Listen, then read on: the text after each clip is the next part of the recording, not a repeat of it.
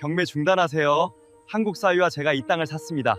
우리 고향은 이제 다시 살아날 거예요. 우리 고향은 다시 살아날 거예요. 시어머니가 제 젖은 머리를 말려주실 때 깨달았어요. 여기가 제가 뿌리내릴 고향이라는 건요. 한국 장독대에서 찾은 비법으로 우리 가문을 세웠죠. 고향의 농장도 부모님의 미소도 제가 다 되찾았습니다. 양가 부모님, 이제 고생 끝이에요. 우리 한국에서 모두 함께 행복하게 살아요. 제 손에 쥔 이 구겨진 주소 쪽지가 과연 제 인생의 마지막 동아줄이 되어줄 수 있을까요? 낯선 한국 땅에 첫 발을 내디뎠을 때 제 코끝을 스친 것은 차가운 도시의 냄새가 아니라 어디선가 풍겨오는 구수한 찌개 냄새와 사람들의 활기찬 목소리였습니다. 뱃속의 아이가 제 마음을 아는지 조용히 발길질을 할 때마다 저는 입술을 깨물며 다짐했습니다. 나탈리아, 너는 이제 혼자가 아니야. 너를 지켜주겠다고 약속했던 그 사람의 나라잖아. 전 재산을 털어 마련한 편도 티켓 한 장과 낡은 배낭 하나가 제 삶의 전부였지만 제 가슴 속에는 그가 심어준 한국인의 정이라는 따뜻한 씨앗이 자라고 있었습니다. 비록 그와 연락이 닿지 않아 앞이 캄캄한 상황이었지만 저는 포기할 수 없었습니다. 사랑 하나만을 믿고 태평양을 건너온 이 무모한 도전이 제 인생에서 가장 잘한 선택이었다는 것을 저는 곧 증명해 보일 것입니다. 본 영상은 스토리를 재구성한 이야기입니다. 여러분의 따뜻한 구독과 좋아요가 영상 제작에 큰 힘이 됩니다. 시청하고 계신 지역은 어디신지 댓글 남겨주세요. 여러분이라면 말도 안 통하는 낯선 땅에서 사랑 하나만 믿고 버틸 수 있었을까요? 제가 태어난 곳은 동유럽의 비옥한 흑토지대인 몰도바와 우크라이나의 접경 지역이었습니다. 우리 가문은 대대로 지평선 끝이 보이지 않는 넓은 밀밭을 일궈온 자부심 넘치는 농부 집안이었죠. 어린 시절의 제 기억은 언제나 황금빛 물결로 가득했습니다. 수학기가 되면 온 마을 사람들이 모여 갓 구운 빵을 나눠 먹으며 풍년을 축하하곤 했죠. 아버지는 항상 저에게 이 땅은 우리 조상들이 물려준 생명과도 같은 것이라고 말씀하셨습니다. 하지만 평화는 영원하지 않았습니다. 갑작스럽게 찾아온 유례없는 가뭄과 원인을 알 수 없는 병충해는 우리가 생명처럼 여기던 흙토를 순식간에 콘크리트처럼 딱딱하게 굳게 만들었습니다. 풍요롭던 우리 집안은 하루아침에 빚더미에 앉게 되었고 아버지는 충격으로 자리에 누우셨습니다. 당당하던 우리 가문의 명예가 무너지는 것은 한순간이었습니다. 은행원들은 매일같이 들이닥쳐 우리 집 가구들의 붉은 딱지를 붙였고 마을 사람들은 더 이상 우리를 지주의 가족으로 대하지 않았습니다. 절망의 끝에서 제가 할 수 있는 일은 갈라진 땅바닥에 엎드려 제발 기적을 보여달라고 기도하는 것뿐이었죠. 그러던 어느 날 먼 한국이라는 나라에서 우리 마을의 토질 개선 프로젝트를 위해 파견되었다는 한 남자가 나타났습니다. 그의 이름은 성준 씨였습니다. 처음 성준 씨를 보았을 때의 그 강렬한 인상을 저는 평생 잊지 못합니다. 먼지가 풀풀 날리는 비포장도로 위로 낡은 지프차 한 대가 멈춰 섰고 그 안에서 작업복 차림의 성준 씨가 내렸습니다. 그는 마을 사람들의 경계 어린 시선에도 아랑곳하지 않고 환하게 웃으며 인사를 건넸습니다. 안녕하세요. 한국에서 온 성준입니다. 이 땅을 다시 살리러 왔습니다. 그의 목소리는 낮고 단호했으며 무엇보다 그의 눈빛에는 제가 잃어버렸던 희망이라는 빛이 서려 있었습니다. 저는 처음엔 그를 믿지 않았습니다. 유럽의 저명한 학자들도 포기한 이 죽은 땅을 이름도 모르는 동양의 나라에서 온 청년이 어떻게 살려내겠다고 큰 소리를 치는 건지 의심스러웠죠. 성준 씨는 다음 날부터 새벽 4시에 일어나 우리 밀밭 한가운데에 작은 텐트를 치고 생활하기 시작했습니다. 그는 이상한 센서들을 땅속 깊이 박고 밤새도록 노트북 모니터를 지켜보며 무언가를 기록했습니다. 땀에 젖은 그의 등과 흙먼지로 범벅이 된 얼굴을 볼 때마다 저는 묘한 호기심이 생기기 시작했습니다. 어느 무더운 오후 저는 낡은 양수기가 고장나 쩔쩔매고 있었습니다. 이 양수기가 없으면 당장 내일 어린 모종들에게 줄 물이 없는데 부품은 단종된 지 오래였고 기술자를 부를 돈조차 없었죠. 그때 성준 씨가 다가왔습니다. 나탈리아 씨, 제가 좀 봐드릴까요? 한국 사람들은 이런 기계 고치는 건 식은 죽 먹기거든요. 그는 허허 웃으며 소매를 걷어붙이더니 가방에서 낯선 공구들을 꺼내 양수기를 만지작거리기 시작했습니다. 1시간쯤 흘렀을까요? 죽은 듯이 멈춰있던 양수기에서 덜컥거리는 소리와 함께 시원한 물줄기가 뿜어져 나왔습니다. 저는 너무 놀라 입을 다물지 못했습니다. 성준 씨는 이마에 맺힌 땀을 닦으며 다시 한번 환하게 웃어 보였습니다. 됐습니다. 이제 걱정 마세요. 땅이 목말라 하고 있었는데 다행이네요. 고맙다는 인사를 하기도 전에 그는 다시 자기 일터로 돌아갔습니다. 그때 처음으로 제 마음속에 작은 일렁임이 시작되었습니다. 차갑고 이성적인 유럽 남자들과는 다른 그 무언가 뜨겁고 섬세한 기운이 그에게서 느껴졌기 때문입니다. 그날 이후 저는 성준 씨를 조금씩 관찰하기 시작했습니다. 그는 마을에서 가장 낡은 여관에 머물며 매 끼니를 한국에서 가져온 컵라면으로 때우면서도 일할 때만큼은 누구보다 진지했습니다. 특히 그가 가져온 스마트팜 장비들이 메말랐던 땅의 수분을 분석하고 정밀하게 영양분을 공급하는 모습을 보며 저는 큰 충격을 받았습니다.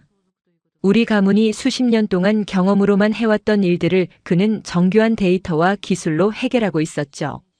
나탈리아 씨 기술은 땅을 지배하는 게 아니라 땅이 무엇을 원하는지 들어주는 통역기 같은 거예요. 그의 철학은 제 가슴을 깊게 울렸습니다. 어느 날 저녁 저는 감사의 표시로 어머니가 갓 구운 빵과 따뜻한 수프를 들고 그의 캠프를 방문했습니다. 성준 씨는 노트북 모니터를 뚫어지게 쳐다보다가 저를 보고는 깜짝 놀라 일어났습니다. 나탈리아 씨, 여긴 어쩐 일이세요? 위험하게 밤길을. 제가 건넨 수프를 한 숟가락 뜨더니 그는 눈을 가늘게 뜨며 감탄했습니다. 와, 정말 맛있네요. 고향에 계신 저희 어머니가 해주신 된장찌개만큼이나 따뜻한 맛입니다. 된장찌개가 뭐냐는 제 질문에 그는 한참 동안 한국의 음식과 정에 대해 설명해 주었습니다. 한국에는 정이라는 게 있어요. 내 일처럼 생각하고 따뜻하게 안아주는 그런 마음이죠. 성준 씨의 이야기를 들으며 저는 묘한 안도감을 느꼈습니다. 빚쟁이들에게 쫓기고 땅을 원망하던 제 마음이 서서히 녹아내리는 기분이었죠. 우리는 별이 쏟아지는 몰도바의 들판에 앉아 밤늦도록 이야기를 나누었습니다. 그는 한국의 기술이 어떻게 메마른 땅을 살려냈는지 들려주었고 저는 우리 가문이 이 땅을 얼마나 사랑하는지 이야기했습니다. 대화가 깊어질수록 우리는 서로의 국적과 언어를 넘어선 깊은 유대감을 느끼기 시작했습니다. 그의 투박한 손마디를 보며 저는 생각했습니다. 이 사람이라면 무너져가는 우리 집안을 일으켜 세울 수 있지 않을까? 하지만 현실은 냉혹했습니다. 우리 농장의 부채 상황은 상상보다 훨씬 심각했고 현지의 부패한 권력자들은 우리 땅을 헐값에 가로채기 위해 수단과 방법을 가리지 않았습니다. 아버지는 다시 쓰러지셨고 마을 사람들은 돈을 갚으라며 우리 집 마당까지 찾아와 고함을 질렀습니다. 성준 씨는 그 모든 광경을 지켜보며 아무 말 없이 제 곁을 지켜주었습니다. 어느 비 오는 날 성준 씨가 제 어깨를 감싸 안으며 말했습니다. 나탈리아 씨, 제가 도와줄 방법을 찾고 있어요. 한국 본사에 연락해서 이곳을 우리 기술의 유럽 거점지로 선정해달라고 제안했습니다. 그의 말을 듣는 순간 제 눈에선 참아왔던 눈물이 터져 나왔습니다. 세상 모두가 우리를 비웃고 등 돌릴 때 오직 이방인인 그만이 저를 위해 애쓰고 있었던 겁니다. 저는 성준 씨의 가슴에 얼굴을 묻고 오열했습니다. 고마워요, 성준 씨. 정말 고마워요. 성준 씨는 제 등을 토닥이며 속삭였습니다. 걱정하지 마세요. 한국 사람들은 한 번 맺은 인연을 절대 쉽게 버리지 않습니다. 제가 꼭 지켜드릴게요. 그날 밤의 공기는 평소보다 따스했고 우리는 거친 폭풍우 속에서 서로의 진심을 확인했습니다. 그로부터 몇 주간 우리는 세상에서 가장 행복한 연인이었습니다. 낮에는 함께 들판을 누비며 기술적인 데이터를 수집했고 밤에는 작은 램프 아래서 미래를 설계했습니다. 성준 씨는 저에게 한국어를 조금씩 가르쳐 주었고 저는 그에게 몰도바의 전통 노래를 불러주었습니다. 특히 그가 제가 만든 피로시키를 먹으며 정말 최고라고 엄지를 치켜 세울 때면 저는 세상을 다 가진 기분이었습니다. 하지만 행복은 그리 길지 않았습니다. 성준 씨가 한국 본사로부터 갑작스러운 소환 명령을 받게 된 것입니다. 성준 씨의 얼굴은 급격히 어두워졌습니다. 나탈리아 씨, 미안합니다. 본사에서 긴급 호출이 왔어요. 잠시 한국에 다녀와야 할 것 같습니다. 금방 돌아올게요. 절 믿고 기다려주세요. 그는 제 손바닥에 자신의 한국 연락처와 주소가 적힌 종이 한 장을 꼭 쥐어주었습니다. 한 달만 기다려주세요. 한 달 안에 모든 문제를 해결해서 반드시 돌아오겠습니다. 저는 불안한 마음을 억누르며 그의 목을 꽉 껴안았습니다. 꼭 돌아와야 해요. 당신 없으면 저는 아무것도 못해요. 그것이 그와 저의 마지막 대화가 될 줄은 그때는 꿈에도 몰랐습니다. 성준 씨가 떠난 뒤 한 달이 지나고 두 달이 지나도 그에게선 아무런 연락이 없었습니다. 종이에 적힌 번호로 전화를 걸어보았지만 없는 번호라는 안내 멘트만 반복될 뿐이었죠. 마을 사람들은 저를 비웃기 시작했습니다. 거봐라, 그 동양 남자가 널 버리고 도망친 거야. 순진하게 속기는. 아버지는 다시 쓰러지셨고 농장에는 빨간 딱지가 붙기 시작했습니다. 절망의 끝에 서 있던 어느 날 아침, 저는 평소와 다른 몸의 변화를 느꼈습니다. 목에 속에서 헛구역질이 나고 음식 냄새만 맡아도 속이 울렁거렸죠. 혹시나 하는 마음에 찾아간 마을 병원에서 저는 믿기지 않는 소리를 들었습니다. 축하합니다. 임신 8주입니다. 의사의 목소리가 멀리서 들리는 환청처럼 느껴졌습니다. 뱃속에 성준 씨와 저의 아이가 자라고 있다니. 기쁨보다 두려움이 앞섰습니다. 집은 뺏기게 생겼고 아이 아빠는 생사조차 모르는 상황에서 제가 할 수 있는 일이 무엇일까요? 하지만 제 안에서 요동치는 생명의 고동을 느끼는 순간 저는 이상하게도 강해졌습니다. 이 아이는 성준 씨가 남겨준 마지막 선물이야. 내가 이 아이를 지켜야 해. 저는 결심했습니다. 그가 오지 않는다면 제가 직접 그를 찾으러 가겠다고 말입니다. 말도 통하지 않고 아는 사람 하나 없는 낯선 땅 한국이지만 그곳에 가면 성준 씨를 다시 만날 수 있을 거라는 신락 같은 희망 하나만을 품었습니다. 저는 집안에 남은 마지막 귀중품들을 팔아 비행기 표를 마련했습니다. 어머니는 눈물을 흘리며 저를 말렸습니다. 나탈리아야, 그 먼 곳까지 가서 어쩌려고 그러니? 그 사람이 정말로 널 기다리고 있을지 알 수도 없는데. 저는 어머니의 손을 꼭 잡으며 대답했습니다. 엄마, 그 사람은 절대 저를 버릴 사람이 아니에요. 분명히 무슨 피치 못할 사정이 있을 거예요. 저는 이 아이를 위해서라도 꼭 성준 씨를 찾아야 해요. 어머니는 결국 저를 보내주셨습니다. 그렇게 저는 낡은 여행 가방 하나와 성준 씨의 주소가 적힌 종이 조각을 들고 비행기에 올랐습니다. 인천공항에 도착했을 때의 그 막막함을 잊을 수 없습니다. 사방에서 들려오는 낯선 언어와 수많은 사람의 행렬 속에서 저는 미로에 갇힌 어린아이처럼 떨고 있었습니다. 하지만 저는 걸음을 멈추지 않았습니다. 주소 쪽지를 보여주며 길을 묻고 또 물어 드디어 성준 씨가 살고 있다는 작은 시골 마을에 도착했습니다. 담장 너머로 수백 개의 장독대가 줄지어 선 고즈넉한 기와집 앞에 섰을 때 제 심장은 터질 듯이 요동치고 있었습니다. 저는 떨리는 손으로 대문을 두드렸습니다. 잠시 후 인자하면서도 엄격해 보이는 한 여성이 문을 열고 나왔습니다. 성준 씨의 어머니였습니다. 어머니는 만삭의 외국인 여성이 대문 앞에 서 있는 것을 보고 깜짝 놀라 뒤로 물러나셨습니다. 누구신데 이 먼 곳까지 찾아오셨나요? 저는 서툰 한국어로 성준 씨의 이름을 불렀습니다. 성준 씨 있나요? 제 외침에 어머니의 표정이 급격히 어두워졌습니다. 성준이는 지금 병원에 있어요. 사고가 크게 나서 의식도 없이 누워 있다고요. 그 말을 듣는 순간 제 눈앞이 캄캄해졌습니다. 성준 씨가 사고라니, 그래서 연락이 안 되었던 거구나. 저는 그 자리에 주저앉아 하염없이 눈물을 흘렸습니다. 어머니는 당황하며 저를 바라보시더니 제 부푼 배를 보고는 입술을 깨무셨습니다. 아니, 이 몸을 해서 여기까지 온 거예요? 일단 들어와요. 밖에 서 있지 말고. 어머니는 저를 방 안으로 이끌었습니다. 처음 보는 외국인 며느리 후보를 대하는 어머니의 눈빛에는 당혹감과 걱정이 교차하고 있었습니다.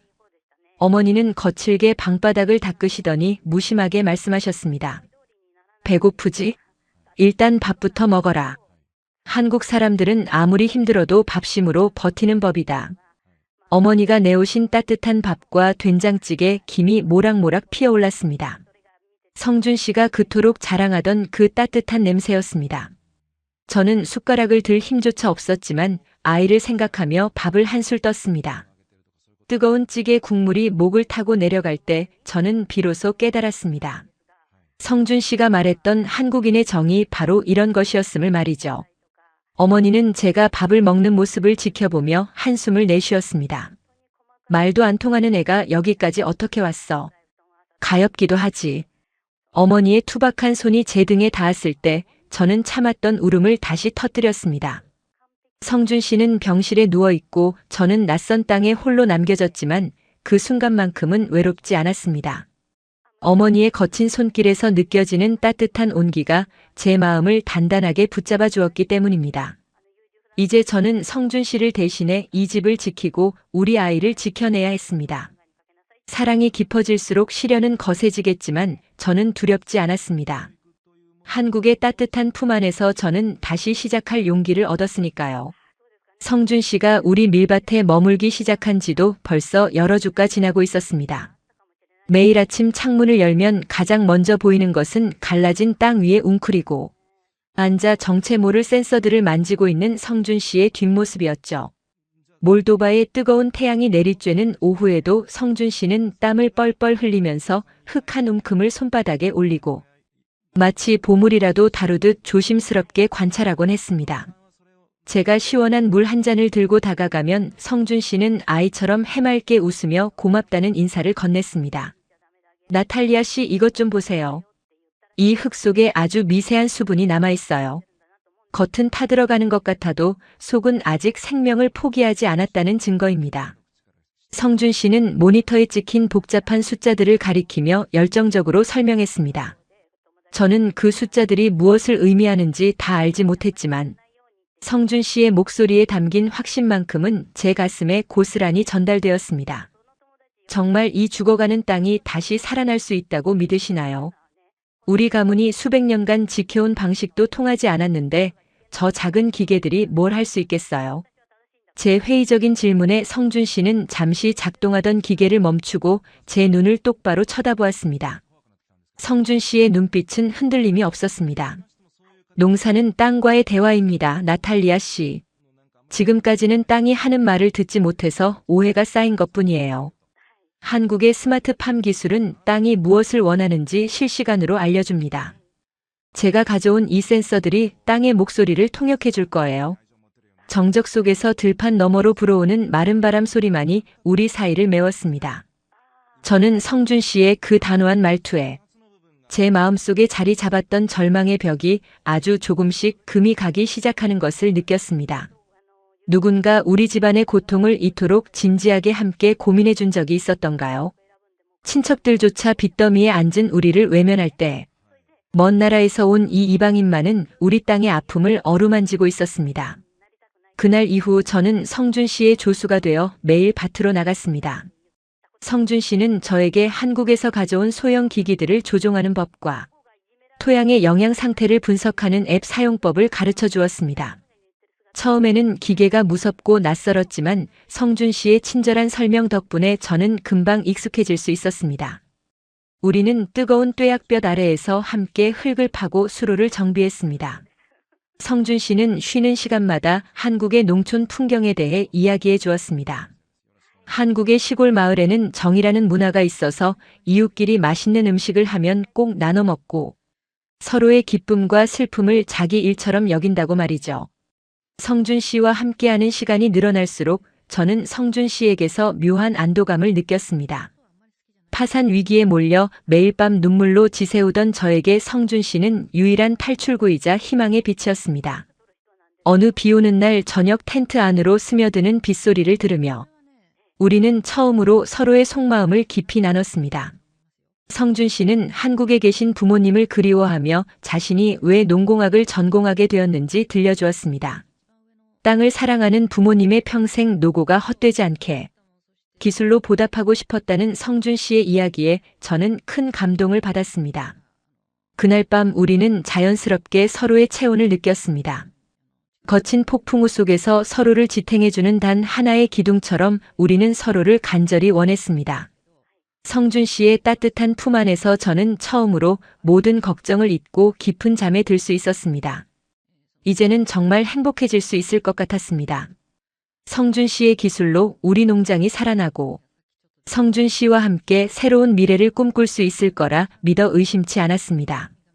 하지만 운명은 시샘이라도 하듯 우리에게 가혹한 시련을 던졌습니다. 우리 가문의 비옥한 영토를 노리던 현지의 거대 농업기업 카르텔이 압력을 행사하기 시작한 것이었습니다.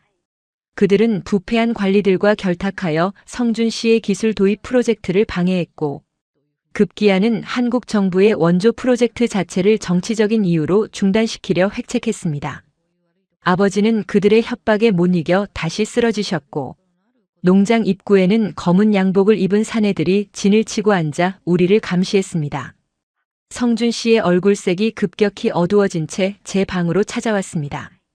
성준 씨의 손에는 한국 본사에서 온 긴급 소환 통지서가 들려 있었습니다. 나탈리아 씨 정말 미안합니다. 본사에서 안전상의 이유로 전원 철수 명령이 내려왔어요. 지금 당장 떠나지 않으면 신변을 보장할 수 없다고 합니다. 무슨 말씀이세요, 성준 씨? 이제 막 기술이 자리를 잡기 시작했잖아요. 여기서 멈추면 우리 농장은 정말 저들의 손에 넘어가고 말 거예요. 성준 씨는 제 어깨를 잡으며 고통스러운 표정을 지었습니다. 성준 씨의 눈에는 차마 말을 잇지 못하는 슬픔이 가득했습니다. 저도 알고 있습니다, 나탈리아 씨. 하지만 이건 제 개인의 문제가 아니라 국가 간의 복잡한 사정이 얽혀버렸어요. 제가 한국에 가서 이 상황을 직접 보고하고 다시 지원을 끌어낼 방법을 찾아보겠습니다. 한 달만 기다려주세요. 반드시 돌아오겠습니다. 정적이 흐르는 가운데 창밖에서는 용역들의 거친 고함이 들려왔습니다. 저는 성준 씨를 붙잡고 싶었지만 성준 씨를 위험에 빠뜨릴 수는 없었습니다. 성준 씨는 자신의 한국 연락처와 주소가 적힌 종이 한 장을 제 손바닥에 꼭 쥐어주었습니다.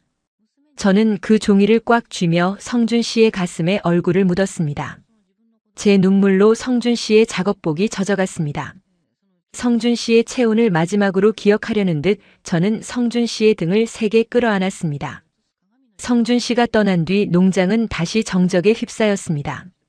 성준 씨가 남긴 기계들은 작동을 멈췄고 푸른 싹을 틔우려던 밀들은 주인을 잃은 듯 다시 시들해졌습니다. 설상가상으로 카르텔의 압박은 더욱 거세졌습니다. 그들은 아버지가 예전에 빌린 사업 자금을 당장 갚지 않으면 농장 전체를 경매에 넘기겠다고 통보해 왔습니다. 아버지는 병석에서 제 손을 잡고 눈물만 흘리셨습니다.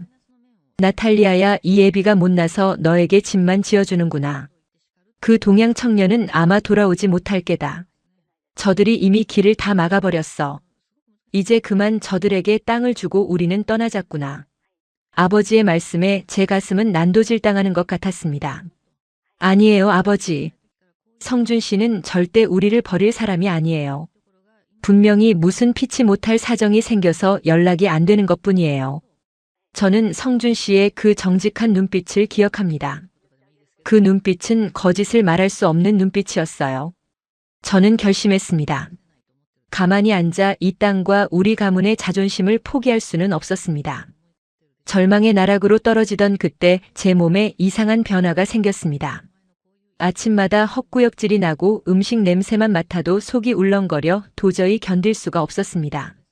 처음에는 극도의 스트레스 때문이라 생각했지만 시간이 지날수록 몸은 정직한 신호를 보내오고 있었습니다. 저는 덜덜 떨리는 손으로 약국에서 산 테스트기를 확인했습니다. 선명한 두 줄이었습니다. 믿을 수 없었습니다. 뱃속에서 성준 씨와 저의 아이가 자라고 있다니요. 기쁨보다 두려움이 앞섰습니다. 집은 뺏기게 생겼고 아이 아빠는 생사조차 모르는 이 상황에서 저는 어떻게 해야 할까요? 하지만 제 안에서 요동치는 생명의 고동을 느끼는 순간 저는 이상하게도 강해졌습니다. 이 아이는 성준 씨가 남겨준 마지막 선물이다. 내가 이 아이를 지켜야 한다. 저는 결심했습니다. 성준 씨가 오지 않는다면 제가 직접 성준 씨를 찾아가기로 마음먹었습니다. 저는 집안에 남은 마지막 귀중품들을 챙겼습니다. 증조 할머니 때부터 내려오던 오래된 목걸이와 제가 아끼던 보석들을 팔아 비행기 표값을 마련했습니다. 어머니는 제 앞을 가로막으며 통곡하셨습니다. 나탈리아야, 제발 정신 차려라. 임신한 몸으로 그 먼 나라까지 어떻게 가겠다는 거니? 거기 가서 그 사람이 널 모른 척하면 어쩌려고 그래. 엄마, 저를 믿어주세요. 저는 성준 씨의 진심을 보았어요. 그리고 우리 아이에게 아빠가 없는 세상에서 살게 하고 싶지 않아요. 제가 가서 모든 오해를 풀고 성준 씨를 다시 데려올게요. 정적이 흐르는 방 안에서 어머니는 제 단호한 눈빛을 보시고는 결국 고개를 끄덕이셨습니다. 어머니는 낡은 비단 주머니에 담긴 흙 한 움큼을 제 손에 쥐어주셨습니다. 우리 땅의 흙이다. 어디를 가든 이 흙의 기운을 잊지 마라. 저는 그 흙을 가슴에 품고 비행기 표 한 장에 제 인생과 우리 가문의 운명, 그리고 뱃속 아이의 미래까지 모든 것을 걸었습니다. 공항으로 향하는 길에 저는 차창 밖으로 지나가는 우리 농장의 풍경을 눈에 담았습니다. 갈라진 땅과 말라비틀어진 밀들, 하지만 성준 씨가 말했던 것처럼 이 땅은 아직 살아있을 것이라 믿었습니다. 공항 대기실에 앉아 비행기 탑승 안내 방송을 들을 때 제 가슴은 터질 듯이 요동쳤습니다. 수만 가지 두려움이 엄습했지만 저는 뱃속의 아이를 생각하며 용기를 냈습니다. 비행기가 활주로를 박차고 떠오르는 순간 저는 몰도바의 차가운 대지를 뒤로하고 미지의 세계를 향해 몸을 던졌습니다. 구름 위로 솟구치는 기체의 진동이 제 배에 고스란히 전달되었고 저는 조용히 배를 어루만지며 속삭였습니다. 아가야, 조금만 참아줘. 이제 아빠를 만나러 가는 거야. 수십 시간의 비행 끝에 도착한 인천공항은 상상보다 훨씬 거대하고 화려했습니다. 사방에서 들려오는 알아들을 수 없는 낯선 언어와 무표정한 사람들의 행렬 속에서 저는 미로에 갇힌 어린아이처럼 떨고 있었습니다. 공항 밖으로 나오자 텁텁하고 습한 한국의 여름 공기가 제 피부를 자극했습니다. 이 낯선 공기, 이 낯선 땅이 저를 환영해 줄지 아니면 더 큰 절망을 안겨줄지 알 수 없었습니다.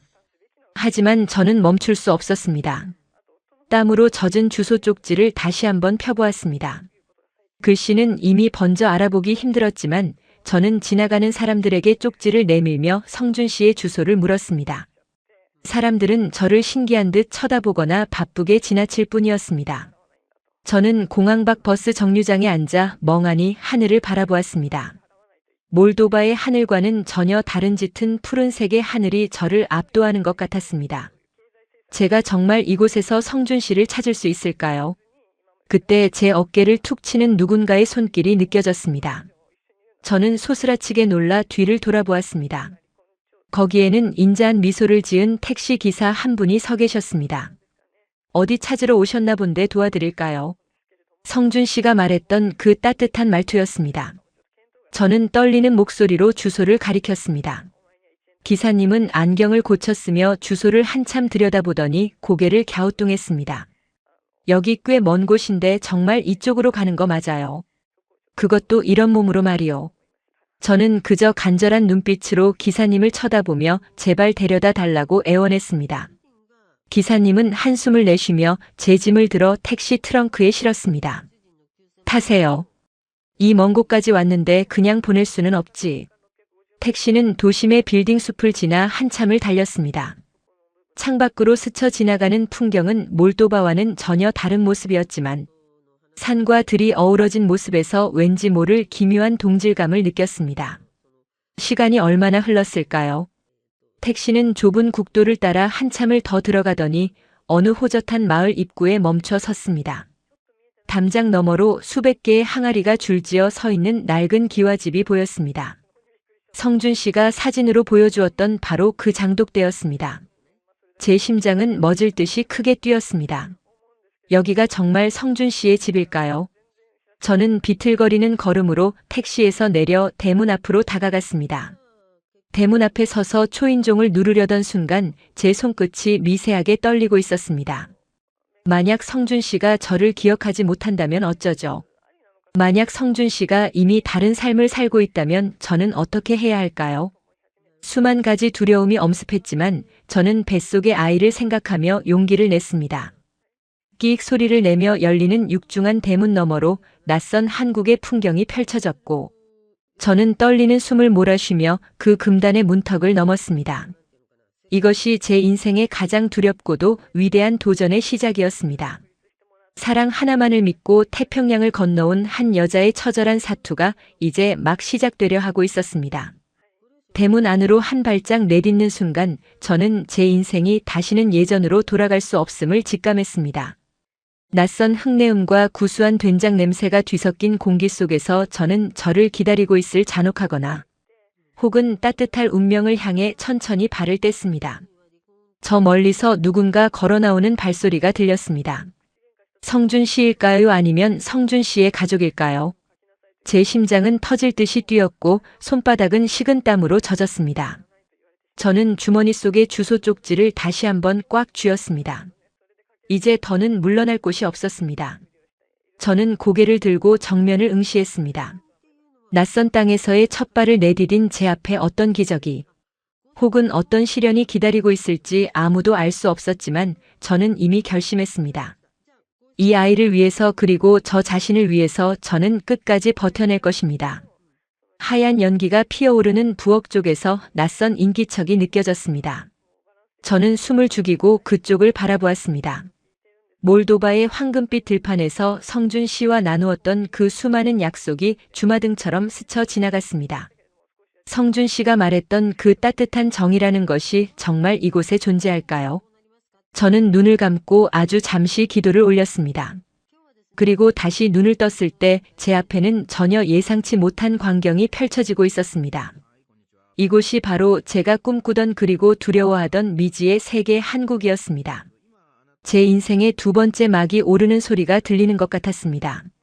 저는 떨리는 다리에 힘을 주고 마당 한가운데로 걸어 들어갔습니다. 이름 모를 새들의 지저귀임과 장독대 위로 쏟아지는 눈부신 햇살이 저를 환영해주는 듯 했습니다. 하지만 제 마음 한구석에는 여전히 지워지지 않는 불안감이 도사리고 있었습니다. 성준 씨는 어디에 있을까요? 왜 저를 마중 나오지 않은 것일까요? 수많은 의문이 머릿속을 맴돌았지만 저는 묵묵히 걸음을 옮겼습니다. 낯선 공간이 주는 압도적인 무게감이 제 어깨를 짓눌렀지만 저는 아이의 박동을 느끼며 스스로를 다독였습니다. 나탈리아야 할 수 있어. 너는 몰도바 농부의 딸이잖아. 그 어떤 거친 땅에서도 생명을 꽃피웠던 그 저력이 내 안에 있단 말이야. 저는 심호흡을 크게 하고 마당의 정취를 온몸으로 받아들였습니다. 그리고 마침내 대청마루 끝에 서 있는 한 사람의 그림자를 발견했습니다. 그림자의 주인은 미동도 없이 저를 바라보고 있었습니다. 성준 씨일까요? 아니면 성준 씨의 어머니일까요? 역광 때문에 얼굴이 잘 보이지 않았지만 그 존재감만으로도 저는 압도당하는 기분이었습니다. 저는 멈춰 서서 그 사람의 눈길을 피하지 않았습니다. 이것이 제가 한국에서 겪게 될 첫 번째 만남이자 제 운명을 가를 결정적인 순간임을 직감했습니다. 저는 다시 한번 뱃속의 아이를 생각하며 주먹을 꽉 쥐었습니다. 어떤 시련이 닥쳐와도 저는 굴복하지 않을 것입니다. 이 낯선 땅에서의 첫 번째 숨결이 제 폐부 깊숙이 스며들었습니다. 시큰하면서도 구수한 냄새가 공기 중에 떠다니고 있었습니다. 이것이 성준 씨가 말했던 한국의 냄새일까요? 저는 왠지 모를 기묘한 이끌림을 느끼며 그 그림자를 향해 천천히 다가갔습니다. 제 발소리가 고요한 마당에 규칙적으로 울려 퍼졌습니다. 그리고 마침내 그 사람의 얼굴이 제 시야에 들어왔을 때 저는 심장이 멎는 것 같은 충격을 받았습니다. 제 앞에 서 있는 사람은 제가 그토록 그리워하던 성준 씨가 아니었습니다. 하지만 그 사람의 눈매는 성준 씨와 너무나도 닮아 있었습니다. 깊고 따뜻하면서도 무언가 단단한 심지를 가진 듯한 그 눈빛. 저는 그분이 성준 씨의 어머니임을 본능적으로 깨달았습니다. 어머니는 한참 동안 저를 뚫어지게 쳐다보시더니 아무 말 없이 부엌으로 들어가셨습니다. 저는 그 자리에 얼어붙은 듯 서 있었습니다. 환영받지 못하는 것일까 하는 두려움이 엄습했습니다. 하지만 잠시 후 어머니는 김이 모락모락 나는 숭늉 한 사발을 들고 나오셨습니다. 어머니는 사발을 제 앞에 내려놓으시며 투박한 목소리로 말씀하셨습니다. 먼 길 오느라 고생했다. 일단 이거 마시고 속부터 달래라. 한국어는 다 알아듣지 못했지만 어머니의 손길에서 전해지는 따뜻한 온기만큼은 제 폐부 깊숙이 전달되었습니다. 저는 사발을 두 손으로 감싸 쥐었습니다. 뜨거운 기운이 손바닥을 타고 전해지며 얼어붙었던 제 마음을 아주 조금씩 녹여주었습니다. 이것이 바로 성준 씨가 말했던 한국의 정일까요? 저는 숭늉을 한 모금 마시며 참아왔던 눈물을 소리 없이 흘렸습니다. 이 낯선 땅에서의 첫 끼니가 제 인생의 가장 따뜻한 위로가 될 줄은 몰랐습니다. 저는 어머니의 뒷모습을 바라보며 이곳에서 제가 겪게 될 수많은 일들을 예감했습니다. 비록 지금은 성준 씨가 곁에 없지만 어머니의 그 투박한 정이 저를 지켜줄 것이라는 확신이 들었습니다. 저는 다시 한번 배를 어루만지며 속삭였습니다. 아가야, 이제 정말 다 왔어. 여기가 우리의 새로운 고향이 될 거야. 저는 숭늉 사발을 비우고 어머니를 따라 방으로 들어갔습니다. 좁지만 정갈한 방 안에는 성준 씨의 손때가 묻은 물건들이 가득했습니다. 저는 그 물건들을 하나하나 만져보며 성준 씨의 온기를 느꼈습니다. 성준 씨는 지금 어디에서 무엇을 하고 있을까요? 왜 연락조차 할 수 없었던 것일까요? 하지만 저는 더 이상 조급해하지 않기로 했습니다. 어머니의 곁에서 성준 씨를 기다리며 제가 할 수 있는 일들을 찾아나갈 것입니다. 이 낯선 땅 한국에서의 첫날 밤이 깊어갔습니다. 창밖으로는 이름 모를 풀벌레 소리가 들려오고 방 안에는 은은한 나무 냄새가 감돌았습니다. 저는 성준 씨의 낡은 옷을 품에 안고 깊은 잠에 들었습니다. 내일부터 어떤 일들이 벌어질지 알 수 없었지만 저는 이제 더 이상 두렵지 않았습니다. 한국의 정이라는 거대한 품이 저를 안아주고 있었기 때문입니다. 제 인생의 가장 위대한 여정은 이제 막 첫 발을 뗐을 뿐입니다. 저는 꿈속에서 몰도바의 황금빛 밀밭을 거닐었습니다. 성준 씨와 함께 웃으며 수학을 하던 그 행복했던 시간들이 선명하게 펼쳐졌습니다. 그리고 꿈속의 성준 씨는 저에게 환하게 웃으며 말했습니다. 나탈리아 씨, 잘 왔어요. 여기가 바로 우리가 함께 살 곳입니다. 저는 성준 씨의 손을 잡고 밝은 빛을 향해 걸어갔습니다. 그 빛의 끝에는 어떤 미래가 기다리고 있을지 저는 알 수 없었지만 다만 한 가지 확실한 것은 그곳이 희망으로 가득 찬 곳이라는 사실이었습니다. 잠결에 들리는 어머니의 도마 소리가 저를 깨웠습니다. 낯선 환경에서의 첫 아침이었지만 제 마음은 그 어느 때보다 평온했습니다. 저는 일어나 앉아 창밖으로 쏟아지는 눈부신 아침 햇살을 바라보았습니다. 이제 정말 시작이었습니다. 사랑 하나만을 믿고 낯선 땅을 밟은 한 여자의 처절하면서도 아름다운 성공 신화가 이제 막 대지를 뚫고 싹을 틔우려 하고 있었습니다. 저는 다시 한번 주먹을 꽉 쥐고 세상 밖으로 나갈 준비를 마쳤습니다. 어머니가 내어주신 숭늉의 온기가 채 가시기도 전에 제 앞을 가로막은 것은 거대한 침묵의 벽이었습니다. 성준 씨가 늘 말하던 한국의 정이라는 것이 이토록 시리고 아픈 과정을 거쳐야만 얻을 수 있는 것인지 그때는 미처 알지 못했죠. 어머니는 부엌에서 쉴 새 없이 무언가를 다듬고 씻으며 분주하게 움직이셨지만 저에게는 단 한마디의 말도 건네지 않으셨습니다. 가끔 저를 힐끗 쳐다보는 그 눈길에는 원망인지 걱정인지 알 수 없는 복잡한 감정들이 뒤섞여 있었고 저는 그럴 때마다 죄인이라도 된 것처럼 고개를 숙여야만 했습니다. 좁은 방 안에서 홀로 배를 어루만지며 성준 씨의 낡은 티셔츠에 얼굴을 묻을 때면 코끝을 찌르는 낯선 된장. 냄새와 눅눅한 곰팡이 냄새가 제 폐부를 찔러왔습니다.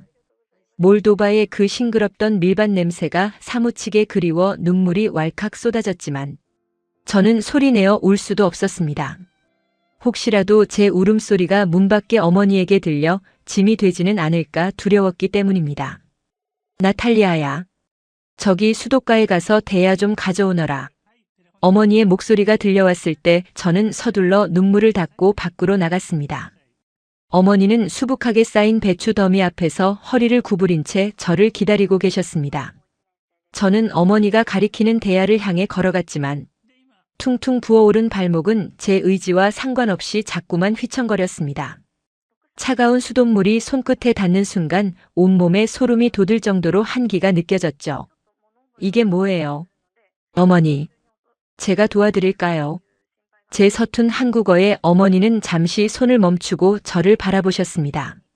어머니의 눈가가 붉게 충혈되어 있는 것을 보고 제 가슴은 다시 한번 철렁 내려앉았습니다.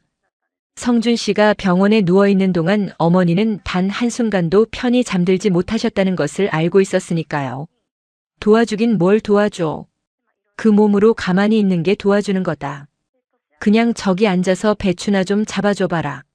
어머니의 말투는 여전히 투박하고 거칠었지만 그 안에 담긴 미세한 떨림을 저는 느낄 수 있었습니다. 저는 어머니 곁에 쪼그리고 앉아 젖은 배추를 잡았습니다.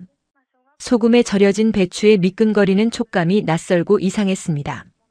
성준 씨는 오늘도 안 깨어났나요? 제가 병원에 가보고 싶어요. 제 물음에 어머니는 깊은 한숨을 내쉬며 고개를 돌리셨습니다. 정적이 흐르는 마당에는 수돗물 떨어지는 소리만이 공허하게 울려 퍼졌습니다. 병원 가서 뭐하게? 가서 울기만 할 거면서.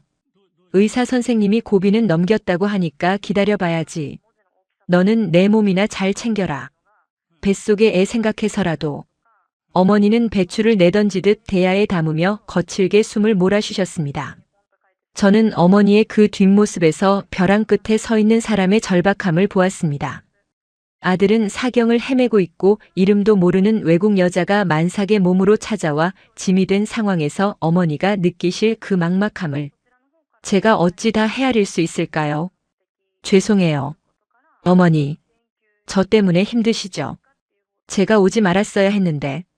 제 말에 어머니는 갑자기 일어서시더니 저를 똑바로 쳐다보셨습니다. 어머니의 눈에서 마침내 참았던 눈물이 한 방울 떨어졌습니다. 죄송하면 다냐? 우리 성준이가 왜 저렇게 됐는데? 너 보러 가겠다고 밤낮 없이 일하다가 사고가 난 거 아니냐? 내가 너를 미워하고 싶어도 저 배를 보면 마음이 약해져서 죽겠다. 정말. 어머니는 앞치마에 손을 닦으며 방으로 들어가 버리셨습니다. 마당에 홀로 남겨진 저는 차가운 바닥에 주저앉아 어깨를 들먹이며 울었습니다. 성준 씨가 사고를 당한 이유가 저 때문이라는 사실이 칼날처럼 제 심장을 베어왔습니다. 몰도바에서 저를 지키기 위해 고군분투하던 성준 씨의 모습이 떠올라 가슴이 찢어지는 것 같았죠. 내가 여기서 살아남을 수 있을까? 하는 공포가 저를 잠식해왔습니다. 말도 통하지 않고 문화도 전혀 다른 이 낯선 땅에서 저는 그저 무거운 짐이자 불행의 씨앗일 뿐이라는 생각이 들었습니다. 다음 날 저는 혼자서 병원을 찾아가기로 결심했습니다. 어머니는 아침 일찍부터 장터에 나가셨고 저는 주머니 속에 꼬깃꼬깃 접어둔 병원 주소를 들고 길을 나섰습니다. 마을 버스를 타고 읍내로 나가는 길은 멀고도 험난했습니다. 버스 안의 사람들은 저를 신기한 듯 쳐다보며 자기들끼리 쑥덕거렸습니다. 저 외국 여자 어디서 온 거야? 성준 네 집 며느리라던데. 맞나? 하는 소리가 들리는 것 같아 저는 자꾸만 고개를 숙이고 배를 감싸 안았습니다. 임신한 몸의 통증은 시간이 갈수록 심해졌고 허리는 끊어질 듯 아파왔습니다. 겨우 도착한 병원 중환자실 유리창 너머로 성준 씨의 모습을 보았습니다. 수많은 기계 장치에 둘러싸인 채 미동도 없이 누워있는 성준 씨를 보는 순간 제 다리에 힘이 풀려 주저앉고 말았습니다. 성준 씨, 저 왔어요. 나탈리아가 왔어요. 제발 눈 좀 떠보세요. 제 간절한 외침은 두꺼운 유리벽에 막혀 성준 씨에게 닿지 않았습니다. 하얗게 질린 성준 씨의 얼굴을 보며 저는 제가 가져온 몰도바의 흑한 움큼을 주머니 속에서 만져보았습니다. 이 흙의 기운이 성준 씨를 깨워줄 수만 있다면 제 영혼이라도 팔고 싶은 심정이었습니다. 병원을 나오자 밖에는 장대비가 쏟아지고 있었습니다. 우산도 없이 빗속에 선 저는 갈 곳 잃은 어린아이처럼 망연자실하게 서 있었습니다. 빗물이 제 옷을 적시고 찬 기운이 배 속까지 스며드는 것 같아 겁이 났습니다. 주머니를 뒤져보았지만 버스비조차 남지 않았다는 사실을 깨달았을 때 제 안에 마지막 희망의 끈이 툭 하고 끊어지는 소리가 들렸습니다. 저는 병원 앞 벤치에 앉아 쏟아지는 빗물과 함께 오열했습니다. 고향 몰도바에서는 저도 사랑받는 딸이었고 넓은 밀밭을 호령하던 농부였는데 왜 이곳에서는 밥 한 끼 비행기 표 한 장에 인생을 걸어야 하는 가련한 존재가 된 것일까요? 집으로 돌아가는 길은 지옥 같았습니다. 젖은 몸으로 몇 시간을 걸어 마을 입구에 도착했을 때 저를 기다리고 있었던 것은 싸늘한 마을 사람들의 시선이었습니다. 어머, 저 여자 좀 봐. 비를 다 맞고 저러고 다니니 애가 무사하겠어? 성준네 집안 거덜나게 생겼네. 정말. 동네 아주머니들의 무심한 말 한마디가 제 가슴을 도려냈습니다. 저는 귀를 막고 집을 향해 달렸습니다. 대문을 열고 들어가자 마당에서 빨래를 걷고 있던 어머니가 저를 보고 비명을 지르셨습니다. 이 미친년아. 이 비를 다 맞고 어디를 돌아다닌 거야? 내 몸이 내 몸인 줄 알아? 애가 잘못되면 어쩌려고 이래. 당장 들어와. 어머니는 제 팔을 거칠게 잡아 끌며 방으로 밀어 넣으셨습니다. 어머니의 목소리는 화가 나 있었지만 제 젖은 머리를 수건으로 닦아주시는 손길만큼은 떨리고 있었습니다. 어머니는 마른 옷을 던져주며 부엌으로 달려가 뜨거운 물을 끓이셨습니다. 저는 이불을 뒤집어 쓰고 덜덜 떨며 생각했습니다. 나는 정말 이곳에 축복받지 못한 존재인가? 하는 자책이 머릿속을 떠나지 않았습니다. 성준 씨는 깨어나지 않고 저를 향한 마을 사람들의 시선은 갈수록 차가워지고 어머니의 고생은 깊어만 가는 이 현실이 감옥처럼 느껴졌습니다. 밤이 되자 제 몸은 불덩이처럼 달아올랐습니다. 고열에 시달리며 저는 헛것을 보기 시작했습니다. 몰도바의 황금빛 밀밭에서 아버지가 저를 부르는 환청이 들렸고 성준 씨가 제 손을 잡고 도망치자고 속삭이는 것 같았습니다. 나탈리아. 정신 차려봐. 나탈리아. 어머니가 제 뺨을 때리며 울먹이는 소리가 들렸지만 저는 대답할 기운조차 없었습니다. 배는 딱딱하게 뭉쳐왔고 아기는 살려달라는 듯 거칠게 요동치고 있었습니다. 저는 그 고통 속에서 제가 정말 죽을지도 모른다는 생각을 했습니다. 아니 차라리 지금 여기서 모든 게 끝났으면 좋겠다는 극단적인 절망감이 저를 덮쳤습니다. 사랑 하나 믿고 온 결과가 고작 이 차가운 방 바닥에서 혼자 앓다 사라지는 것이라니요. 어머니는 밖으로 뛰어나가 도움을 요청하셨고 잠시 후 읍내에서 의사 선생님이 오셨습니다. 하지만 의사 선생님의 표정도 밝지 않았습니다. 산모가 너무 쇠약해져서 아이도 산모도 위험할 수 있다는 말이 문틈 사이로 새어나왔습니다. 저는 그 소리를 들으며 눈을 감았습니다. 제 인생에서 가장 외롭고 처절한 밑바닥이었습니다. 성준 씨의 사고 소식과 고향 가문의 몰락 그리고 이곳에서의 고립감이 한꺼번에 몰려와 저를 질식시켰습니다. 하나님, 제발 저 좀 데려가세요. 저 너무 힘들어요. 더 이상 버틸 힘이 없어요. 저는 소리 없는 비명을 지르며 어둠 속으로 가라앉았습니다. 어머니가 제 손을 꼭 잡고 무언가 간절히 빌고 있는 느낌이 들었지만 저는 그 손을 맞잡을 힘조차 남아있지 않았습니다. 낯선 공간에서 철저한 이방인으로 남겨진 채 저는 서서히 의식을 잃어갔습니다. 이것이 제 인생의 끝인가 싶어 마지막으로 성준 씨의 이름을 마음속으로 불러보았습니다. 하지만 돌아오는 것은 공허한 정적뿐이었습니다. 어머니가 끓여온 약사발 냄새가 방 안을 가득 채웠지만 저는 입조차 벌릴 수 없었습니다. 육체적인 고통보다 저를 더 괴롭힌 것은 정신적인 고립감이었죠.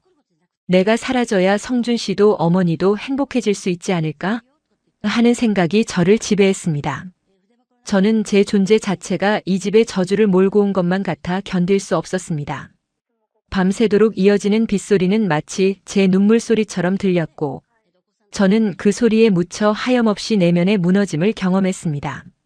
새벽녘 창틈으로 들어오는 희미한 빛이 원망스러울 정도로 저는 깊은 절망의 늪에 빠져 있었습니다.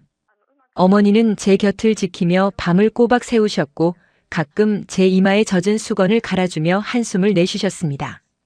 그 한숨 소리가 제 심장에 비수처럼 꽂혔습니다.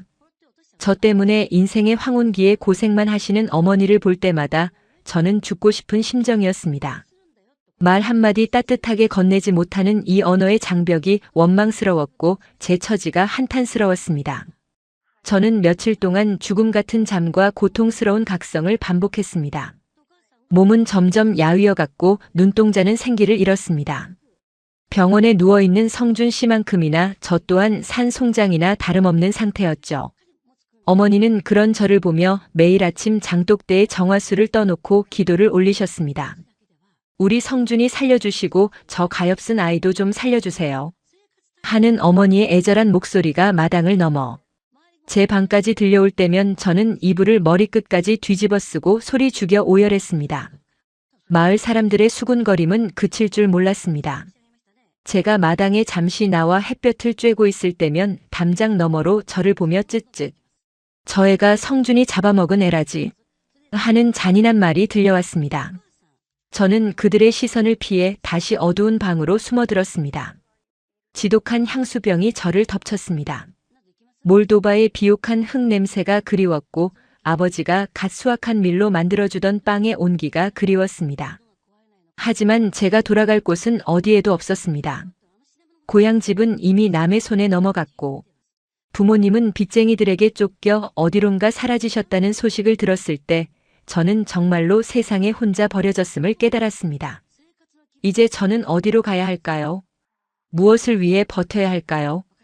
성준 씨가 깨어나지 않는다면 저는 이 낯선 땅에서 평생을 죄인처럼 살아야 하는 것일까요? 질문은 꼬리에 꼬리를 물었지만 답은 나오지 않았습니다.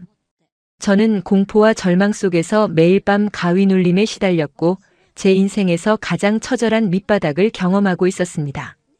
육체적인 한계와 정신적인 붕괴가 동시에 찾아온 그 순간 저는 정말로 모든 것을 놓아버리고 싶었습니다. 어둠은 갈수록 깊어졌고 제 마음의 촛불은 바람 앞에 위태롭게 흔들리고 있었습니다. 어머니가 가져다준 미음 한 그릇도 넘기지 못한 채 저는 벽을 향해 돌아 누웠습니다. 어머니의 발소리가 멀어질 때마다 저는 제 생명의 불씨도 조금씩 꺼져가는 것 같은 느낌을 받았습니다. 낯선 나라 한국은 저에게 축복의 땅이 아니라 저주와 시련의 땅인 것만 같았습니다. 성준 씨가 말했던 그 따뜻한 정은 어디에 있는 것일까요? 제가 찾은 것은 오직 차가운 벽과 싸늘한 시선뿐이었습니다. 저는 지독한 외로움 속에서 정신을 놓아버렸습니다. 제가 누군지 여기가 어딘지도 모를 만큼 깊은 무의식의 세계로 도망치고 싶었습니다. 하지만 뱃속의 아이는 포기하지 말라는 듯 계속해서 발길질을 해왔습니다. 그 아픔이 오히려 저를 현실로 불러들였고 저는 그럴 때마다 다시 한번 오열했습니다. 아가야 미안해. 못난 엄마 때문에 너까지 고생하는구나. 차라리 우리 같이 가자. 하는 무서운 생각까지 들 정도로 저는 한계에 다다라 있었습니다. 정신적 육체적 고통이 정점에 달한 그 새벽 저는 마침내 실성한 사람처럼 헛소리를 내뱉으며 쓰러졌습니다. 어머니의 비명 섞인 부름이 들려왔지만 저는 더 이상 그 부름에 응답할 힘이 없었습니다. 모든 것이 캄캄한 어둠 속으로 잠겨 들어갔습니다. 제가 정신을 차렸을 때 가장 먼저 느껴진 것은 코끝을 맴도는 고소한 들기름, 냄새와 아랫목의 지글지글한 온기였습니다. 어둠 속에서 저를 건져 올린 것은 차가운 병원 침대가 아니라 성준 씨의 어머니가 밤새도록 끓여내신 뜨끈한 미역국과 낡은 수건으로 제 이마를 닦아내던 그 투박한 손길이었죠. 몰도바의 얼어붙은 대지 위에서 홀로 싸우던 저에게 한국의 정이라는 것은 더 이상 낯선 단어가 아니었습니다. 그것은 제 생명을 다시 붙잡아준 거대한 동아줄이었고 저는 그 줄을 잡고 마침내 눈물을 닦아내며 일어섰습니다. 거울 속에 비친 제 모습은 수척했지만 눈동자만큼은 그 어느 때보다 날카로운 도끼를 품고 빛나고 있었습니다. 나탈리아야. 몸도 성치 않은 애가 왜 자꾸 마당으로 나오니? 어서 들어가서 더 쉬어라. 어머니가 장독대 사이에서 허리를 펴며 걱정스러운 눈빛으로 저를 바라보셨습니다. 저는 어머니의 거친 손마디를 보며 가슴 한구석이 아려왔습니다.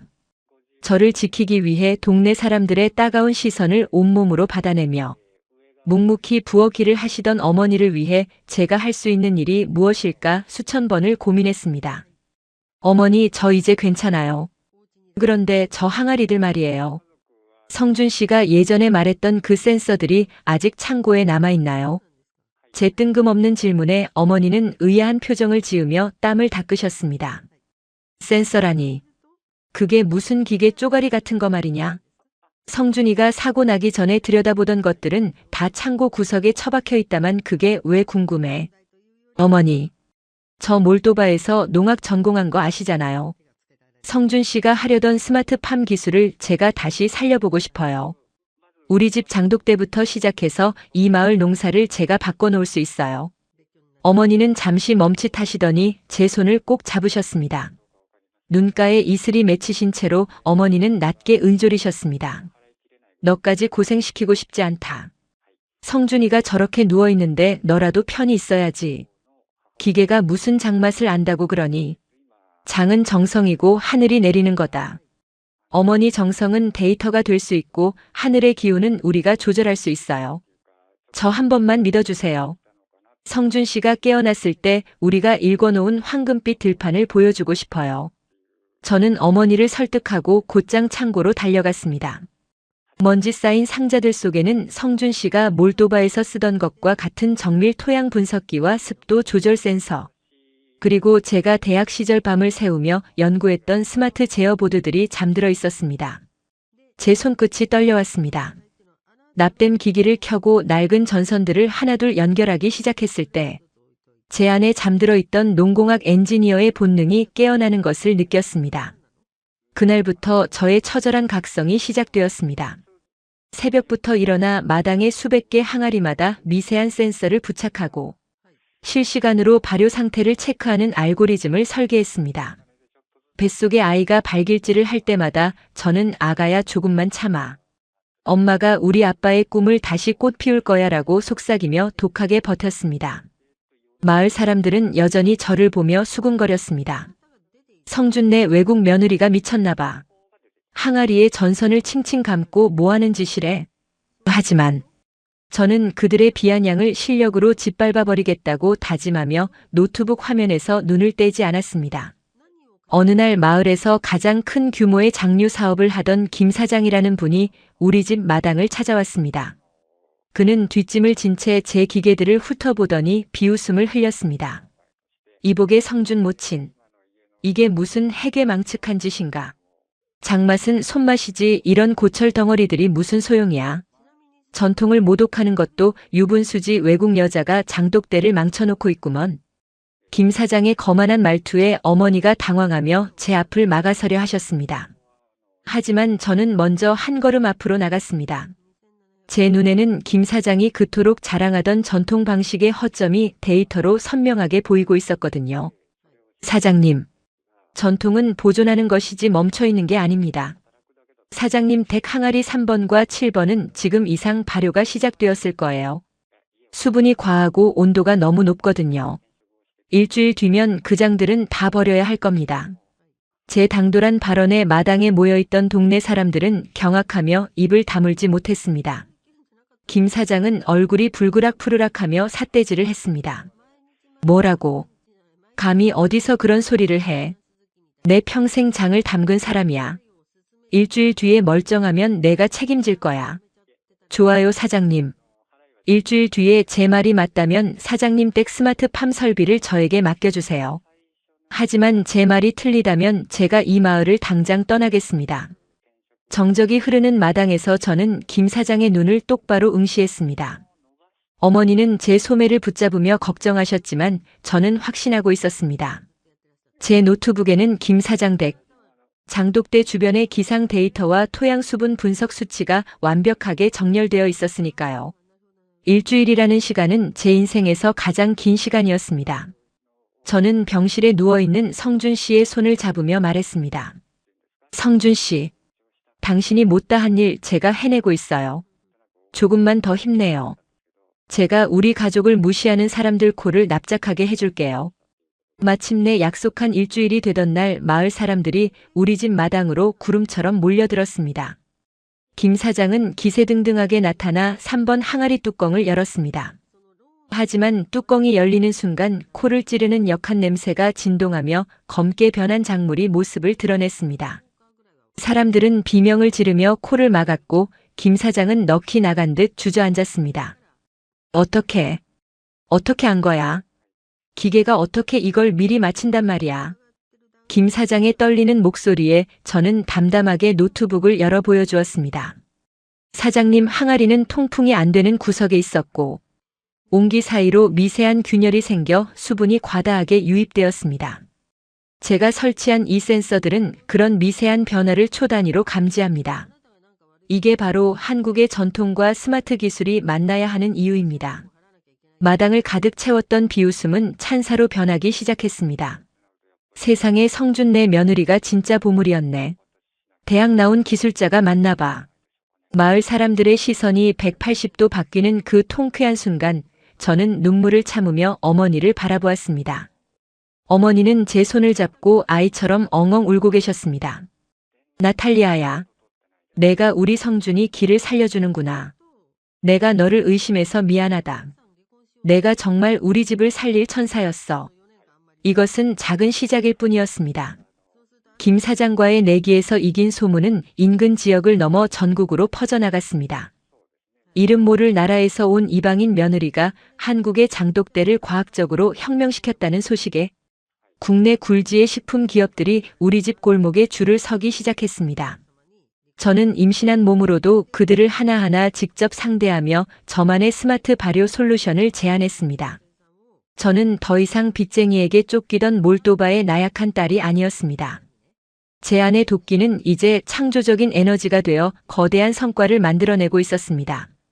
기업들로부터 거액의 기술 자문료가 입금되고 우리 집 마당에는 성준 씨가 꿈꿨던 최첨단 스마트 온실이 들어서기 시작했습니다.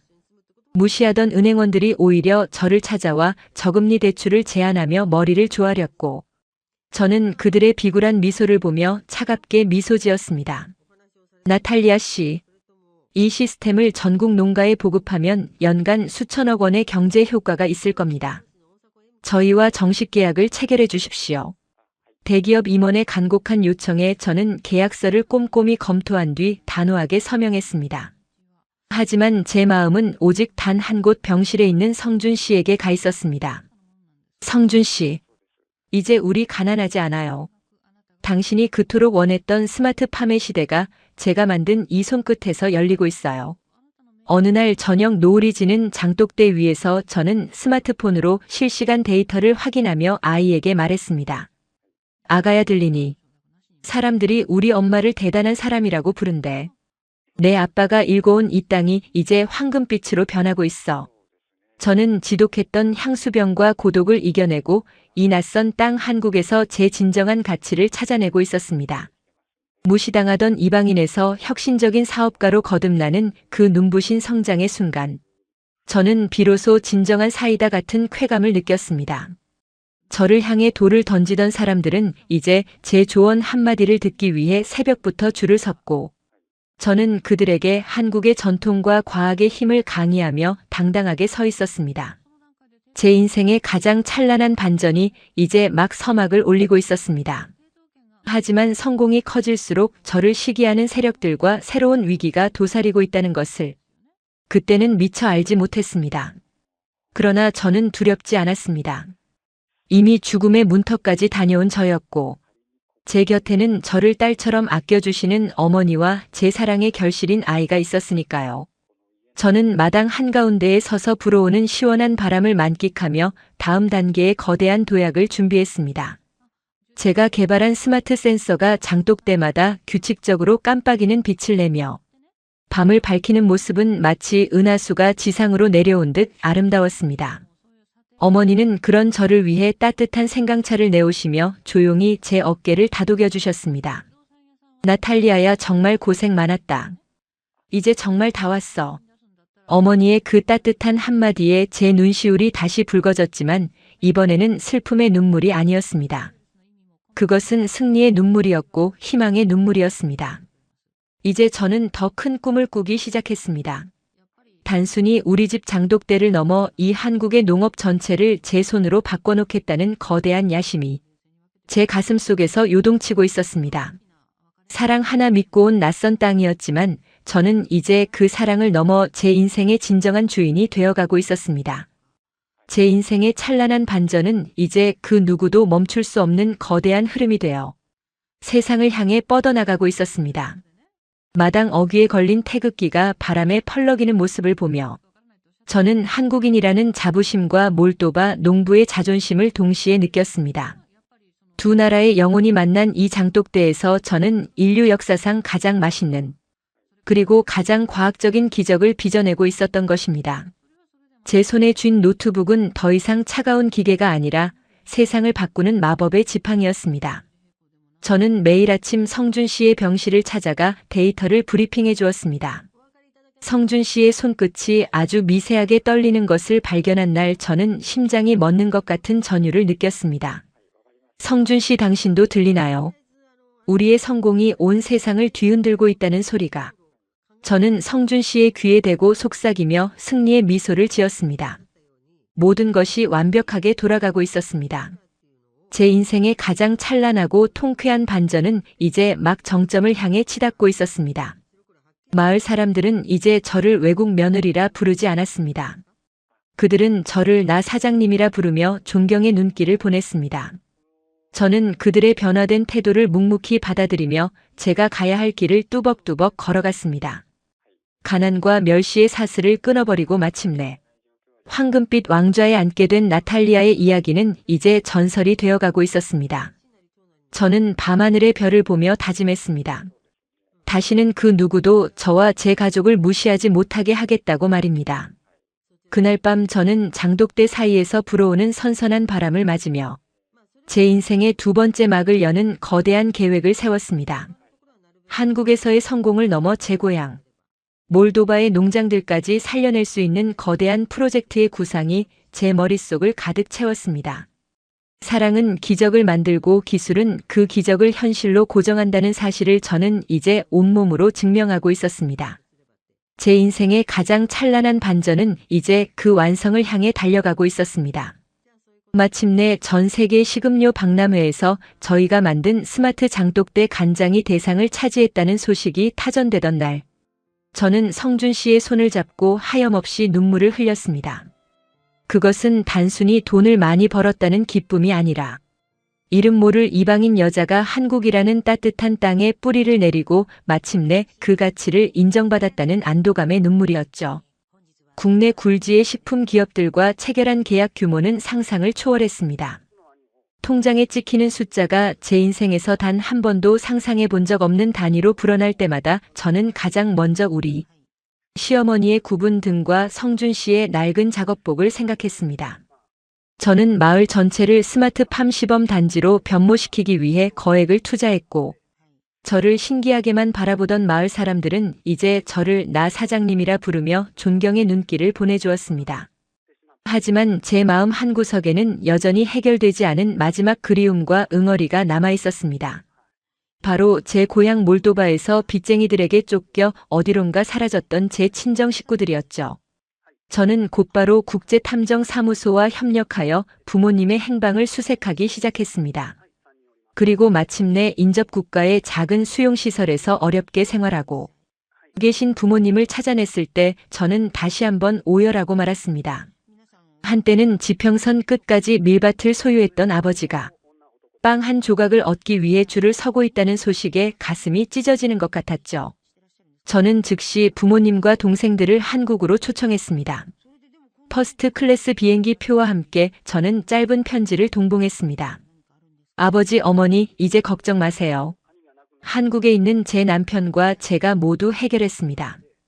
어서 저희가 있는 기적의 땅으로 오세요. 인천공항 입구에서 부모님을 기다리던 그날의 공기는 유독 맑고 투명했습니다. 게이트가 열리고 수척해진 모습으로 낯선 땅에 발을 내디딘 아버지는 저를 발견하자마자 들고 있던 낡은 보따리를 떨어뜨리셨습니다. 아버지는 화려하게 차려입은 제 모습과 휠체어에서 일어나 지팡이를 짚고 서 있는 성준 씨를 번갈아 보시더니 그 자리에 주저앉아 땅을 치며 통곡하셨습니다. 나탈리아야. 이 못난 애비를 용서해라. 내 딸을 사지로 내몰고 내가 무슨 부귀영화를 누리겠다고 그랬을까. 이름도 모르는 나라에 내 딸을 버리다시피 보냈는데 내가 이렇게 성공해서 우리를 구원하다니. 이 애비가 죽을 죄를 지었다. 아버지는 제 발밑에서 굵은 눈물을 흘리며 진심으로 사죄하셨습니다.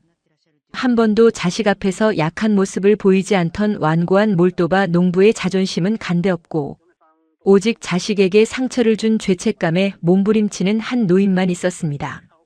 저는 바닥에 엎드리신 아버지의 거친 어깨를 힘껏 끌어안았습니다. 아버지, 그러지 마세요.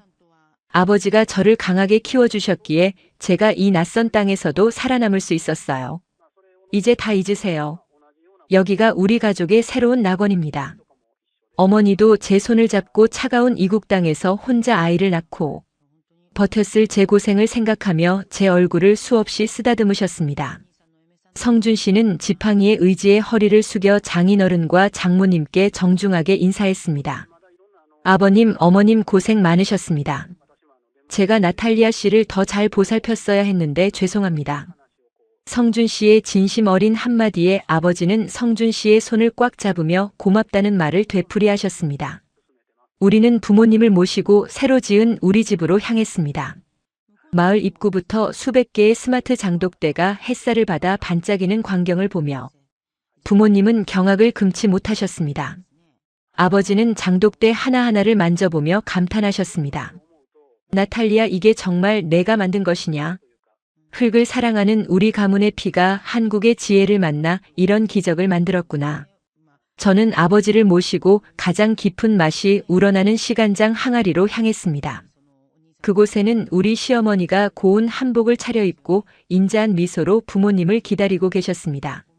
시어머니는 말이 통하지 않는 사돈 어르신들의 손을 꼭 잡으며 따뜻한 방으로 이끄셨습니다. 아이고, 사돈 어르신들 그동안 얼마나 마음고생이 심하셨어요.